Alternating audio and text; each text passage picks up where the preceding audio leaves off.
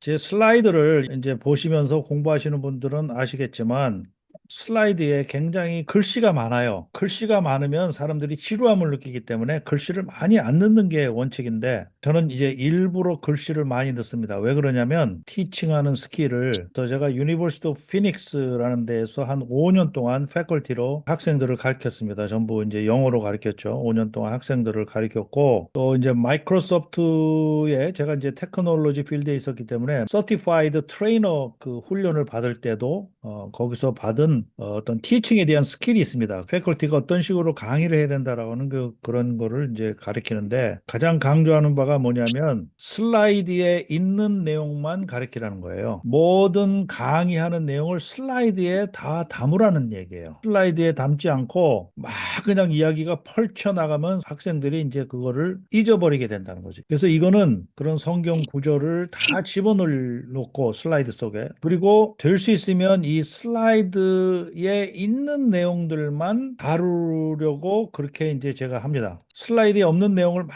이렇게 막 확장해서 하게 되면 이제 헷갈리기 시작하는 거예요. 그래서 이제 글씨가 좀 많은 그런 경향이 있고 그 대신 이게 이제 줌 강의이기 때문에 글자가 확대돼서 이렇게 화면을 보기 때문에 뭐 강의실에서 큰 그 앞에서 이렇게 스크린을 놓고 하는 경우에는 글씨가 잘 안 보일 수도 있지만 이 슬라이드를 화면으로 보는 거기 때문에 글씨가 아마 잘 보일 거예요. 그래서 그 글씨를 따라서 이렇게 하기 때문에 여러분들의 그 학습 효과가 극대화되어 있습니다. 그러니까 이제 그 내용들만 이렇게 가발을 하게 되고 그리고 이제 거기에 맞는 이미지가 들어가 있기 때문에 여러분들이 학습 효과가 좋을 겁니다. 그래서 이렇게 일부러 글씨를 많이 이제 집어넣게 됩니다. 만약 강의실에서 강의를 하면은 글씨 많이 집어넣으면 이제 금방 좀 지루함을 느껴요. 잘 안 보이고 이러기 때문에.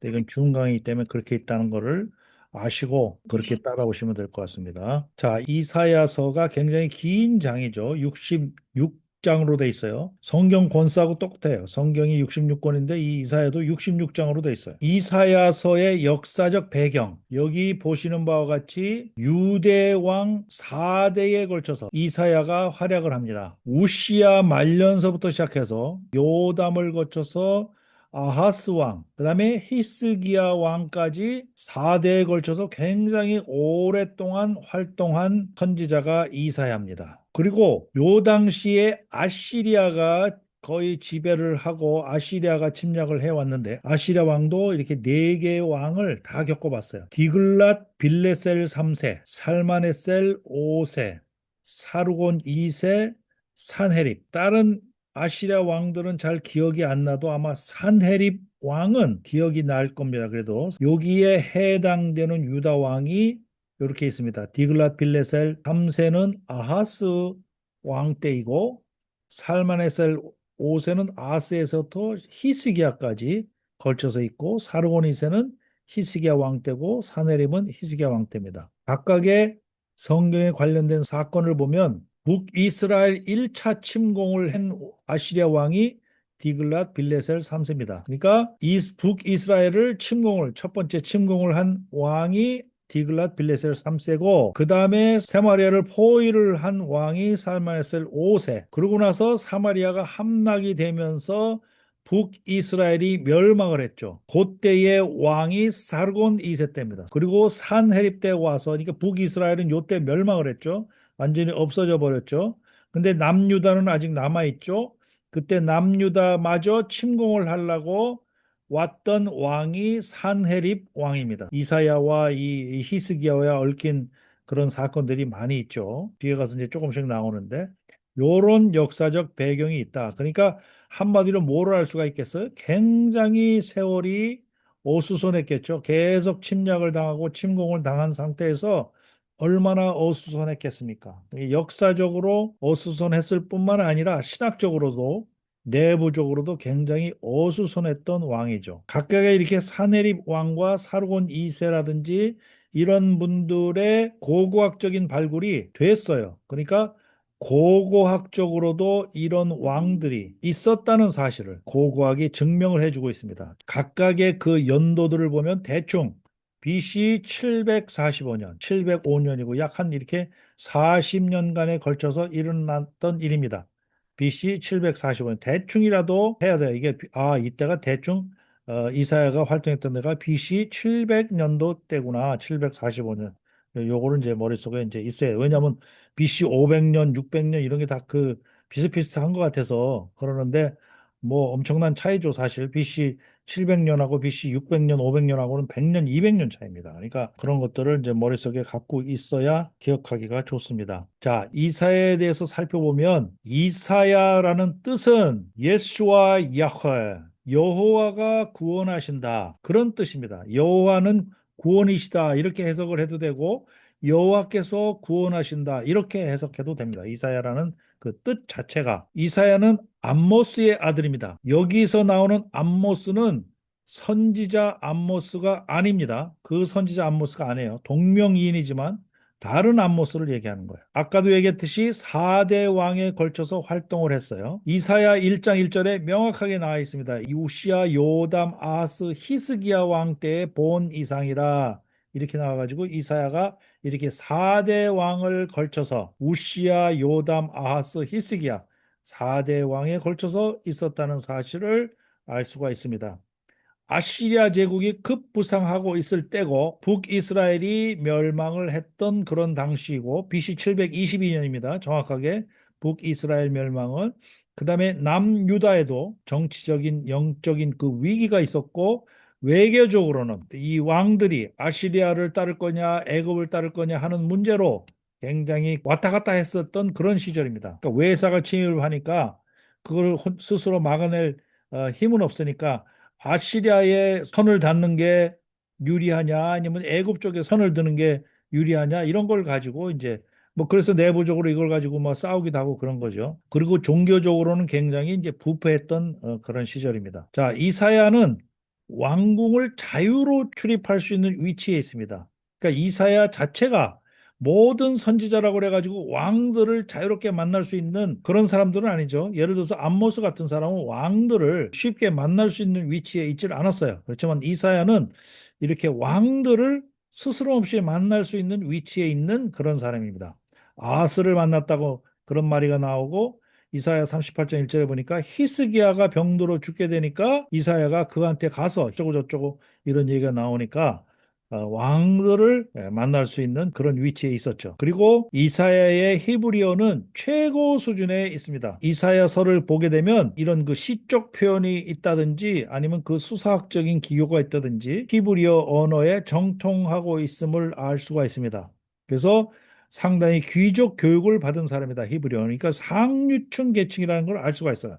이사야는 예를 들어서 이런 이사야 1장 18절처럼 너희의 죄가 주홍 같을지라도 눈과 같이 희어질 것이요 진홍같이 붉을지라도 양털같이 희게 되리라 이런 말처럼 아주 언어를 잘 사용하는 사람이다. 이사야가 그런 걸 알 수가 있어요. 그리고 국제 정세도 정통을 했습니다.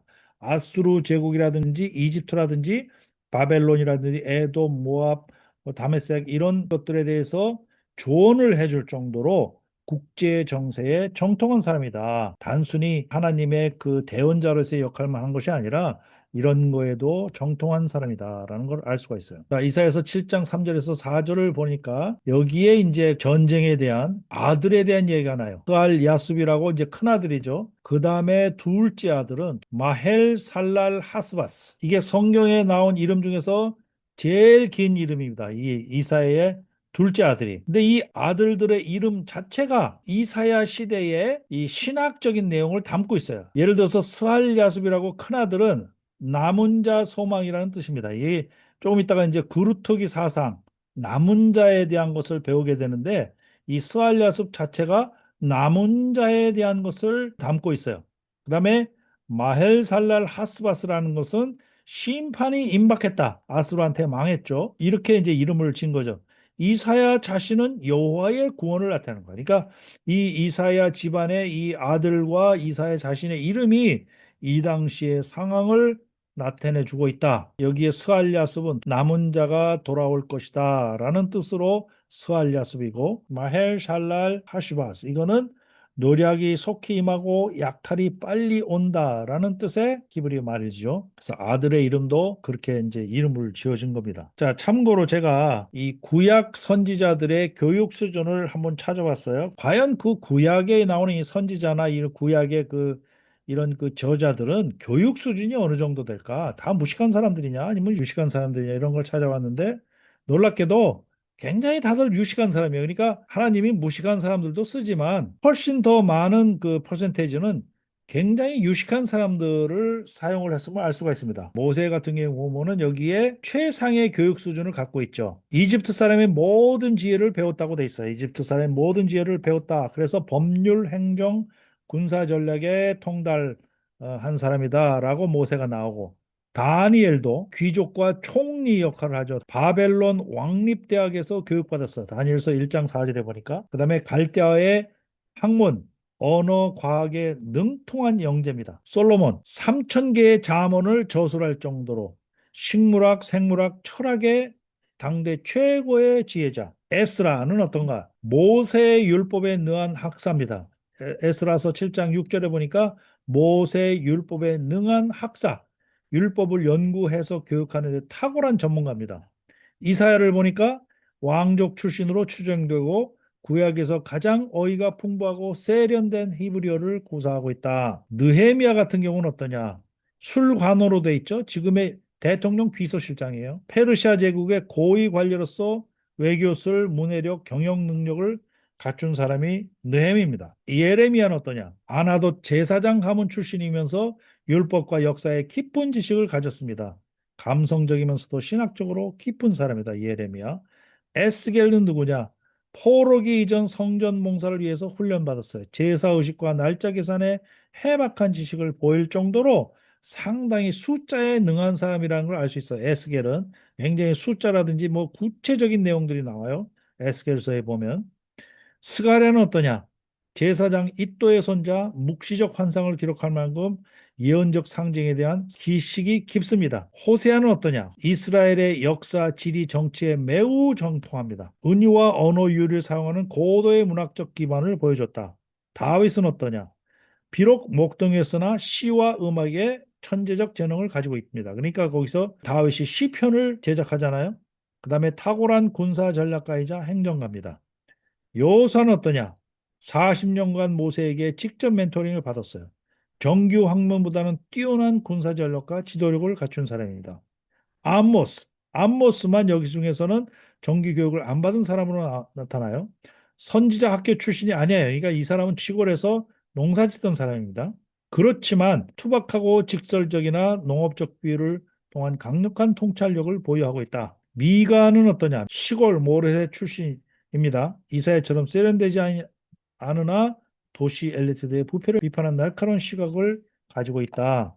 그래서 이 구약의 많은 선지자들이나 이런 이 성경의 저자들은 상당한 그 식견과 교육의 소지자라는 것을 알 수가 있습니다.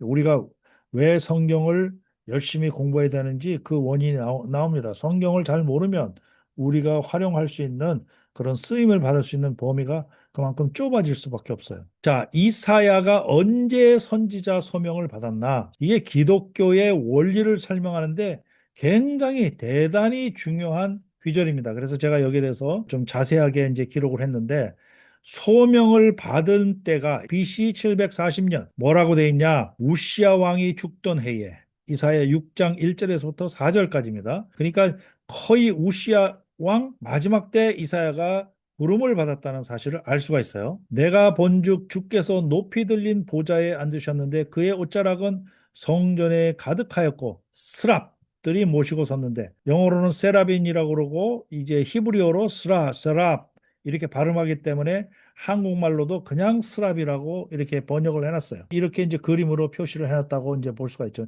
이게 천사는 아니고 일종의 어떤 천사 비슷한 사람으로 이제 묘사가 돼 있어요. 서로 불러 이르되 거룩하다 거룩하다 거룩하다 만군의 여호와여 그의 영광이 온 땅에 충만하도다. 그때 내가 말하되 화로다 나여 망하게 되었도다. 나는 입술이 부정한 사람이요. 이렇게 부름을 받으니까 자기 스스로 이제 이런 사람이다라는 걸 고백하는 거죠. 입술이 부정한 사람이요. 모세도 뭐라고 그랬어? 입이 뻣뻣한 사람이라고 얘기했잖아요. 처음에 부를 때. 입술이 부정한 백성 중에 거주하면서 만군의 여호와신 왕을 배웠음이로다. 입술이 부정하다고 그러니까 이렇게 제단에서 집은 핀 숯을 가지고 버닝 콜, 숯을 손에 가지고 날아와서 입술에 갖다 이렇게 댄 거야. 내 입에 대면서 이르되 보라 이것이 내 입에 닿았으니 내 악이 제하여졌고 내 죄가 사함을 받았느니라. 자, 이랬을 때 내가 또 주의 목소리를 들으니 주께서 이르시되 내가 누구를 보내며 누가 우리를 위하여 갈고 하시니 그때에 내가 이르되 내가 여기 있나이다 나를 보내소서 하였더니 이렇게 입술에 대고 부정한 것이 제해졌다 하니까 이제 나를 보내소서 이렇게 이제 비로소 고백을 하는 것이죠. 그래서 거룩하신 하나님 앞에 항상 부를 때는 이럽니다. 자기가 철저히 죄인됨을 깨달았어요. 또 정결케 됐고 그것에 대해서는 부르심과 응답. 그러고 나서 이제 사명을 부여하는 이런 과정을 거치게 됩니다. 아마 여러분들도 이런 과정들을 처음에 이 부르심을 받을 때 이런 과정들을 아마 다 겪었을 거예요. 자, 6장 10절에 보니까 이게 굉장히 중요한 규절인데 왜 하나님께서 이스라엘을 불렀나 하는 그 이유가 나타나 있어요. 자, 보세요. 이 백성의 마음을 둔하게 하며 그들의 귀가 막히고 그들의 눈이 감기게 하라 이랬어요. 마음을 둔하게 하라. 네 역할은 뭐냐면 백성의 마음을 둔하게 하라. 그들의 귀가 막히게 하라. 그들의 눈이 감기게 하라. 왜 이랬을까? 그래 놓고선 그 다음 규절이 뭐냐? 염려하건대 그들이 눈으로 보고 귀로 듣고 마음으로 깨닫고 다시 돌아와 고침을 받을까 하노라 하시기로. 자, 한국말로 이거를 읽으면 이해가 안 되죠? 왜 깨닫는 걸 염려할까요? 아마 이거 해석한 사람들, 이거 번역한 사람들 이해가 안 되면서 그냥 히브리 말을 그대로 이렇게 했을 거예요. 그래서 제가 이 부분을 5개 이상의 영어 성경을 비교를 했어요. 히브리어도 봤는데 가장 정확하게 번역한 영어 성경은 NASB입니다. Make the hearts of these people insensitive, their ears dull, and their eyes blind. 자, 여기까지는 직설 화법으로 그냥 번역하면 돼요. 그들의 마음을 둔하게 하라 이거예요. 그리고 귀가 막히게 하라. their eyes blind. 눈은 감기게 하라. 왜 그러냐? 왜 감기게 하라? 이랬냐? So that they will not see their eyes. 여기 오운자가 들어가면 더 좋아요. 왜 그렇게 하냐면 그들의 눈으로 스스로 보고 그다음에 그들의 귀로 스스로 듣고 그들의 가슴으로 understand 하지 않도록. 자, 이 얘기는 뭐냐면 내가 내 눈으로 보고 내 귀로 듣고 내 가슴으로 느껴서 이렇게 알게 됐다라고 그렇게 얘기하지 않도록 아예 장님이 되게 만들어 난 거예요. 그래서 이렇게 해석하는 게 좋아요. 차라리 백성들의 마음을 둔하게 하고 귀가 막히게 하고 장님이 되게 하라. 그렇지 않으면 여기 otherwise 그렇지 않으면 들어가는 게 더 정확한 번역입니다. 자신들이 본 것과 들은 것과 마음으로 느낀 것만으로 생각하므로 이걸 완전히 블라인드를 만들어 놓고 귀를 막아 놓지 않으면 자기들이 보고 자기들이 귀로 듣고 자기들이 가슴으로 느낀 것이 전부인 양 그렇게 나는 생각하는 그것이 더 위험하므로 그렇게 되면 내가 고치는 것이 더 힘들어. 내가 그렇게 되면 그렇게 고치는 게 더 힘들어. 아예 장님이 되고 귀머거리가 되고 아예 가슴에서 아무것도 못 느끼게끔 만들어놔. 그러고 나서 return and be healed. 그러고 나서 돌이키게 하면 고치는 게 더 쉬워. 이게 이 뜻입니다. 내가 알량하게 내 귀로 듣고 내 눈으로 보고 내 가슴으로 느꼈다고 알량하게 깨우치는 것보다 아예 귀머거리 만들고 귀를 완전히 닫아버리고 가슴도 완전히 막아버리고 해서 네가 다시 그거를 회개하게끔 만들어서 그 고쳐놓는 것이 훨씬 더 쉬운 방법이 훨씬 더 좋은 방법이야. 자, 그러고 나서 보니까 기독교의 원리가 여기 있는 거예요. 우리는 전부 마음을 둔하게 만들고 귀가 막히고 장님이 되고 난 다음에 고침을 받는 겁니다. 조금 이따가 설명하는 구루터기 사성이라는 것도 바로 그거예요. 완전히 죽게 하고 난 다음에 그 다음에 구루터기 새싹이 나는 거예요. 자, 마태복음 13장 15절에 보니까 백성들의 마음이 완악해져서 그 귀는 듣기에 둔하고 눈은 감았으니 눈으로 보고 귀로 듣고 똑같이 여기 있는 거를 이제 해석한 거기 때문에 이것도 번역이 상당히 헷갈려요. 이런 걸로 하게 되면 예수님의 말씀도 이렇게 해석하면 됩니다. 이사야로 인해서 이 백성들의 마음이 둔해졌고 귀로는 제대로 듣지 못하며 스스로 눈을 감았다. 이는 현재 그들의 눈으로 보고 귀로 듣고 마음으로 깨달아 돌아와 치유받는 일을 피하려 합니다. 무슨 말인지 아시겠죠? 제가 말하는 말을 아시겠죠? 그 알량한 네 느낌과 네 귀와 네 눈으로 보고 느끼고 느낀 걸 가지고 어쩌다 저쩌다 말하게 만들지 마라. 아예 눈 감게 만들어 놓고 귀머거리 되게 만들어 놓고 가슴 다 닫혀 놓고 하고 난 다음에 거기에다가 회개형을 불어 집어넣어서 제가 제 스스로 추가한 거예요. 왜냐하면 여기 return이라는 말이 회개하라는 얘기하고 비슷한 거예요. return and be healed. 돌이키게 해서 고치게 만든다는 거기 때문에 그렇게 해야 쓸 바가 있다라는 거예요. 이사에 대해서 그렇게 하나님이 명령하시는 겁니다. 이거는 제가 볼 땐 이거는 기독교의 근본 원리가 여기 에스겔서의 뉴 스피릿으로 나타난 겁니다. 새 영을 준다는 게 새 영을 준다는 게 에스겔서의 바로 지금 이 완전히 제거하고 죽게 하고 난 다음에 그 다음에 새 영을 집어넣어 준다는 거하고 같은 원인입니다. 여기 에스겔서 36장 25절에서 27절에도 보니까 새 영을 너희 속에 주고 새 마음을 너에게 주되 새 영과 새 마음은 있던 마음과 있던 영에서 추가돼서 그거 고쳐져서 나오는 게 아니에요.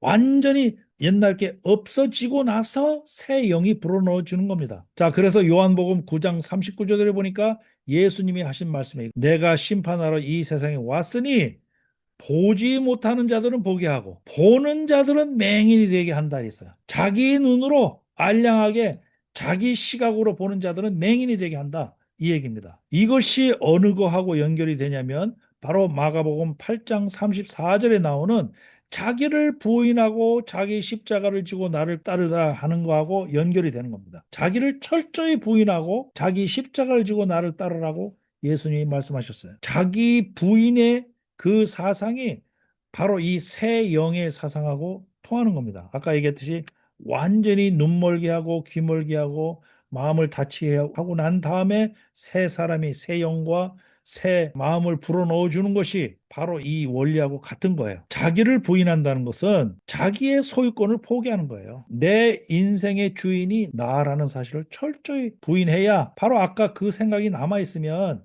내 귀가 남아있으면 내 생각, 내 욕망, 내 계획에 따라 하는 거죠. 자, 그래서 사도 바울이 보세요. 사흘 동안 사울이 땅에서 일어나 눈은 떴으나 아무것도 보지 못하고 사람의 손에 끌려 다메섹으로 들어가서 사흘 동안 보지 못하고 먹지도 마시지도 아니하는지라 이랬어요. 왜 사도 바울을 부를 때 하나님께서 3일 동안 눈을 못 뜨게 만들어 놨냐 이거예요. 바로 이 세상이에요. 바로 이 세상. 사흘 동안 여태까지 네가 봤던 거 다 잊어버려. 아예 아무것도 못 본 것처럼 생각하고 새 눈을 가지고 살아라 하는 의미에서 사흘 동안 눈을 못 뜨게 만든 거예요. 아나니아라는 제자한테 이르러서 사도행전 9장 8절에서 17절 보니까 주께서 이르시되 일어나 찌까라는 거리로 가서 다섯 사람 사울이라 하는 사람을 찾으라. 하필이면 찌까야. 거리 이름이 찌까예요. 영어로 얘기하면 스트레이트. 그리스 말로는 유두스라고 이게 찌까예요. 그러니까 한국말로 찌까 이렇게 해서 이거 한자어를 모르는 사람은 이게 뭐 찌까 이게 뭐지?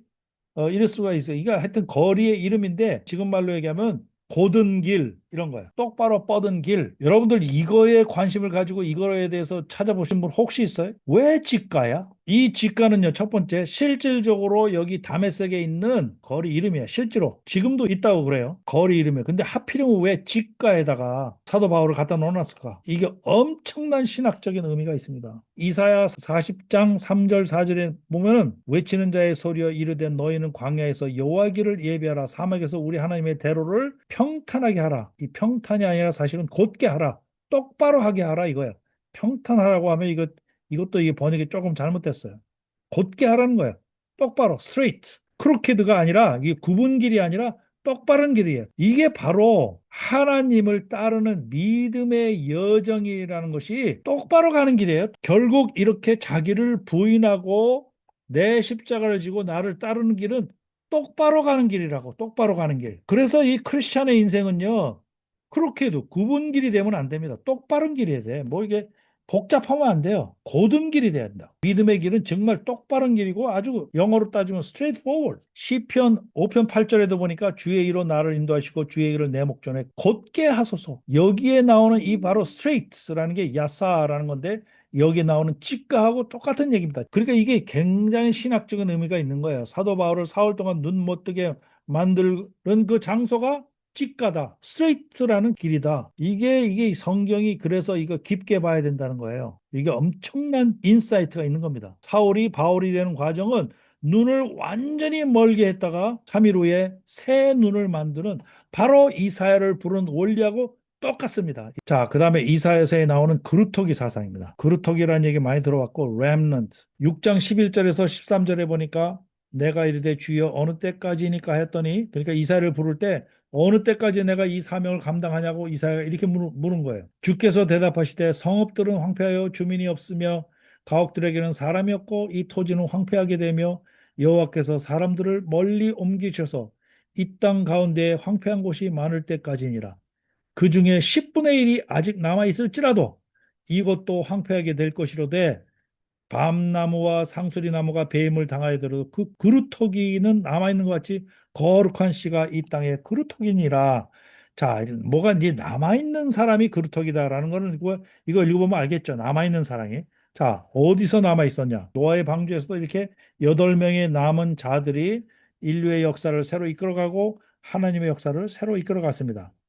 요셉의 고백에도 보니까 여기에 바로 렘넌트가 요셉을 먼저 이집트에 보냈어요. 그러고 나서 요셉 때문에 야곱의 전 가족이 갔습니다. 야곱의 전 가족이 요셉 본인과 요셉의 아들과 야곱 자신을 카운트하게 되면 66명 플러스 4명에서 70명이 되는 거고 실제로는 후첩에 또 첩도 있을 것이고 종로로 사는 사람도 있고 종로로 사는 사람의 또 남편도 있을 것이고 아내도 있을 것이고 그런 사람들 다 이렇게 통틀으면 한 300명이 갔다고 말하는 학자들이 있습니다. 실제로는 한 300명이 이집트로 갔습니다. 그 300명이 215년 만에 60만 명이 돼서 나온 겁니다. 왜 215년이냐? 이게 제가 여러 번 강의한 게 있는데 실제로 애굽에 있었던 기간이 430년이 아니다라고 제가 강의한 내용이 있어요. 430년이 아니라 215년입니다. 이게 또 학자들 간에 두 개로 나눠지는데 215년으로 주장하는 상당히 근거 있는 그런 내용들이 있어요. 그래서 215년, 저는 215년을 따릅니다.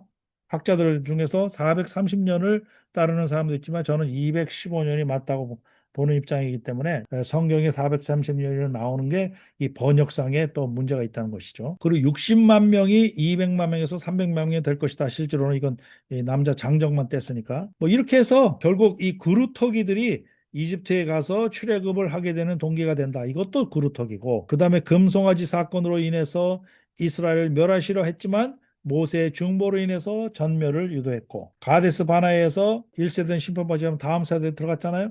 이것도 이제 이 그루터기 나머지 사람들이 들어간 것이고 엘리야 세대의 7천 명 바알에게 무릎 꿇지 않은 7천 명도 남겨두었다. 이것도 그루터기고 이렇게 우리는 그루터기 사상을 알고 있죠.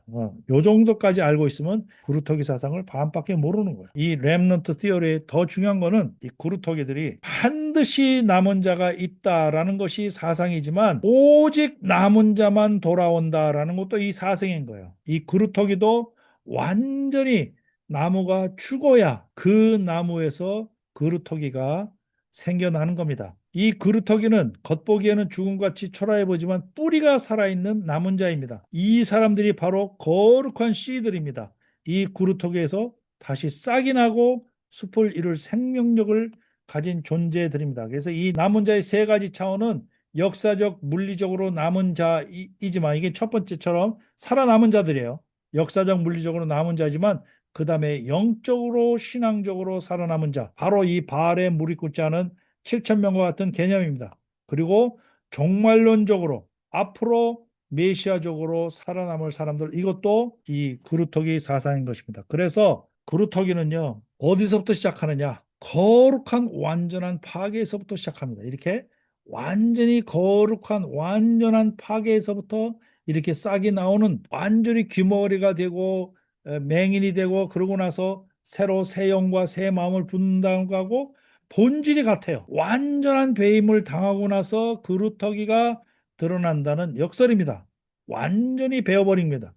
이것이 바로 거듭나는 것이고 자기를 부인하고 따르는 십자가 이겁니다. 그래서 이 거룩한 씨를 통해서 새롭게 시작하는 것이고 창조적 소수로서 정체성을 확립하는 겁니다. 그래서 기독교 4천년의 이 역사를 봐서 이 기독교 이게 왜 4천년이냐? 출애굽부터 따지면 BC 1500년이고 지금 2000년이면 3500년에서 4000년 되는 거예요.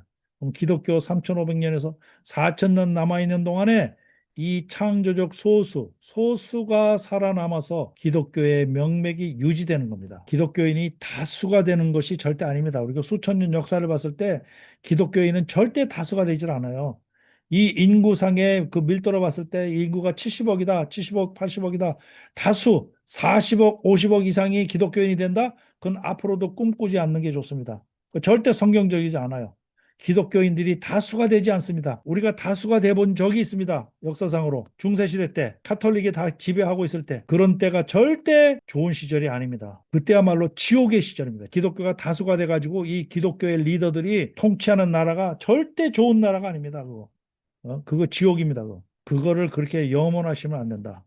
성경적이 않다고 저는 그렇게 생각해요. 창조적 소수를 통해서 이어져 나가는 것이 바로 이 기독교입니다. 그리고 이 소수들은 예수 그리스도와 연합을 통해서 생명력을 이어가랍니다. 바로 이 그루터기에서 한 싹이 나서 이것이 바로 예수님의 포도나무에 붙는 겁니다. 나는 포도나무요, 너희는 가지라고 얘기해서 이 포도나무에 붙어서 되는 이것이 바로 그루터기 사상의 완성입니다.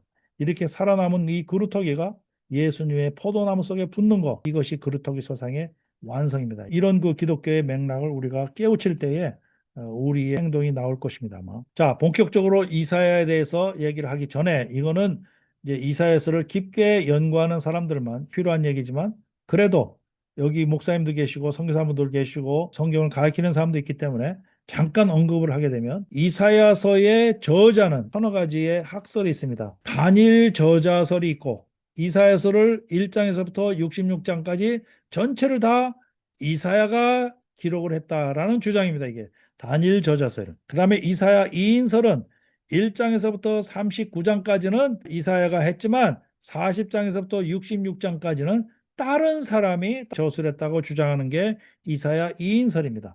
3인설은 1장에서부터 39장까지 40장에서 55장까지 56장에서부터 66장까지 각기 다른 저자다라고 주장하는 것이 이사야 3인설입니다. 그리고 이사야 학파 모델은 처음에 이사야가 저술을 했지만 그 다음에는 이사야의 제자 공동체가 공동으로 저술했다라고 얘기하는 것입니다. 그러면 여러분들은 무엇을 생각해야 되냐? 이 각각이 주장하는 사람에 따라 여기 학자 이름들이 있습니다. 이렇게 단일 저자설을 주장하는 사람은 정통적인 아주 보수적인 신학자입니다. 단일 저자설을 주장하고 2인설이나 3인설 주장하는 사람일수록 현대에 오는 그런 그 비평학자들일수록 이렇게 이제 2인설, 3인설을 주장을 하는데 여러분들은 그것까지 알 필요가 없고 다만 한 명이 저술을 했던 두 명이 저술을 했던 세 명이 저술을 했던 아니면 단체에서 저술을 했던 이사야의 그런 신학적인 어떤 맥락은 굉장히 컨시스턴트하다. 여러 명의 저자가 있다 하더라도 굉장히 그 맥락의 흐름이 일관성이 있다. 이런 얘기. 저는 이 많은 학자 중에서 존 골딩게이라는 사람이 주장하는 이 주장을 비교적 믿는데 어떤 것을 믿는지는 그거는 뭐 자기 자유예요. 그러니까 자기 자유지만 좌우지간 이 신학적인 어떤 컨시스턴시가 있다는 것은 그런 여러분들이 분명히 알아둘 필요가 있습니다. 자, 그래서 뭐 1장에서부터 39장까지, 36장에서 39장까지, 40장에서 66장까지를 나눠주는데 아마 이 이사야에 대해서 강의를 하더라도 한 학기 이상 갈 거예요. 뭐 거의 한 6개월에서 1년 정도 이사야만 가지고도 강의를 해야 되는데 그런 거 다 할 수는 없고 여러 사람의 그 저자라고 이렇게 주장하는 사람이 가장 인용하는 부분이 이사야서 44장 28절에 보니까 고레스에 대하여는 이르기를 내 목자라 그가 나의 모든 기쁨을 성취하리라 하면서 고레스에 대한 얘기가 나타납니다. 고레스가 언제 사람인데 이사야가 미리 얘기를 한단 말이야? 고레스는 이사야보다 150년 후에 나타난 사람이에요. 이사야가 그러면 앞으로 나올 이렇게 사람의 이름까지도 150년 후에 등장할 사람의 이름까지도 미리 알았단 말이냐? 이게 말이 안 된다. 그러니까 이거는 나중에 어떤 저자가 고레스가 이미 나오고 난 다음에 이거를 끼워 맞춘 거다라고 얘기하는 거예요. 이게 이렇게 구체적인 이름까지 예언을 맞춘다는 거는 그건 말이가 안 된다 하는 거로 이제 얘기를 하기 때문에 그 얘기도 상당히 뭐 설득력이 있는 거예요. 이렇게 이름까지 맞추는 걸 예언서에서 이름까지 맞추는 거는 상당히 어렵다고 봐야죠. 그렇지만 아까도 얘기했듯이 두 명의 이상의 저자가 수십 년간에 걸쳐서 혹은 수백 년간에 걸쳐서 이거를 저술했다 하더라도 컨시스턴트하다, 일관성 있다. 우리는 거기에 초점을 맞춰야 되는 겁니다. 자, 그래서 본격적으로 이사야에 나와 있는 이제 메시아. 참 이사야만큼 메시아에 대해서 이렇게 구체적으로 예언한 것도 드뭅니다. 자, 일단 왕으로서의 메시아를 예언한 부분이 있어요. 왕으로서의 메시아가 왕으로서 오신다라고 하는 부분입니다. 이사야 4장 2절에 보니까 그날의 여호와의 싹이 아름답고 영화로울 것이며 여호와의 싹이라고 돼 있어요. 그 땅에 솟아는 이스라엘의 피난한 자를 위하여 영화로울 것이며 시온에 남아 있는 자, 예루살렘에 머물러 있는 자, 곧 예루살렘 안에 생존한 자 중 기록된 모든 사람은 거룩하다 칭함을 얻을 것이니. 자, 여기에 여호와의 싹. 이게 싹이 뭐냐? 예레미야 23장 5절 6절에 보니까 여호와의 말씀이라 보라 때가 이르니 내가 다윗에게 한 의로운 가지. 바로 여기는 가지라고 해석했는데 이게 싹이라는 거죠. 싹이나 가지나 그러니까 다윗의 가지, 다윗의 싹으로부터 이 메시아가 올 것이다라는 얘기예요. 그가 왕이 되어 왕은 히브리어로 멜렉이죠. 왕이 되어 지혜롭게 다스리며 세상에서 정의와 공의를 행할 것이며 메시아가 왜 올 것이냐? 바로 정의와 공의, 미스팟과 채타카. 지난 시간에 미스팟과 채타카에 대해서 설명을 했죠. 바로 이 메시아는 왜 오시냐? 미스팟과 채타카를 행하기 위해서 오실 거다는 거예요. 그의 나라에 유다는 구원을 받겠고 이스라엘은 평안히 살 것이며 오늘 처음 오신 분들은 지난 강의 캐난 TV에서 미스팟과 채타카에 대한 강의 나온 부분을 보시면 이해가 훨씬 더 좋습니다.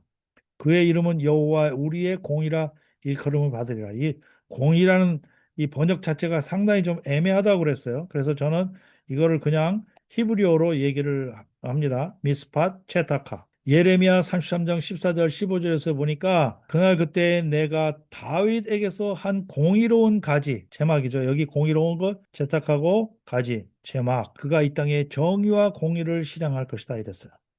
스가랴 3장 8절에도 보니까 대표적인 사람들은 내가 내 종 싹이라고 이름하는 자를 데려오라. 그러니까 이게 이사야서에서만 여호와의 싹이라는 얘기가 나오는 것이 아니라 예레미야, 스가랴 이렇게 여러 군데에서 이게 바로 이 싹이라는 얘기가 나오는 거예요. 결정적으로 이사야서 11장 1절에 보니까 이새의 줄기에서 이게 다윗의 줄기에서 나온다는 거죠. 한 싹이 나며 그 뿌리에서 한 가지가 나서 결실할 것이요. 이것이 신약에 들어와서 마태복음 2장 23절에 신약에 들어와서 결국 메시아가 예수님이 나사렛 사람이라는 데에서 성취가 되는 겁니다. 나사렛이라는 건 네이저, 이게 네이저라는 뜻에서 온 거예요. 브랜치라는 뜻에서 왔고 이것이 나사렛에 있었고 나자린이 된 거예요. 그러니까 이게 바로 싹과 브랜치라는 것이 이사에서 예언된 대로 실제로 예수님이 나사렛 사람인 거예요. 기가 막힌 겁니다. 이거 제가 지난 강의 때 뭐라 그랬어요? 성경이 성경을 증명한다고 그랬잖아요. 마태복음을 쓴 사람은 마태예요. 이거보다 700년 후에 쓴 거예요. 뭐 실제로 나사렛 사람이니까 나사렛 사람이라고 얘기를 한 거죠. 마태는. 근데 이것이 700년 전에 미리 이렇게 예언된 얘기를 하는 겁니다. 그래서 이 마태복음 2장 24절, 23절에 나사렛 사람이라는 것이 실제로 700년 전에 쓰여진 이사야 11장 1절을 성취한 것이다 주장하는 사람들이 R.T. 프란스라든지 크레이그 키너라든지 도널드 칼슨이라든지 W. 데이비스라든지 데이라든지 이런 사람들이 주장을 하는 겁니다. 성경의 현장을 찾아가는 여기는 개난 TV. 성경의 현장을 찾아가는 여기는 개난 TV. From Egypt 노예의 삶을 끝내고 홍해를 건너 물샘 가득한 리을 지나 불과 구름 기둥 따라 광야 지나 마침내 다 다른 신의 산 하나님의 음성이 들리는 곳 살아계신 하나님의 말씀은 진실된 믿음의 기록 우리는 진리의 길을 찾아가는 엑소두스 아카데미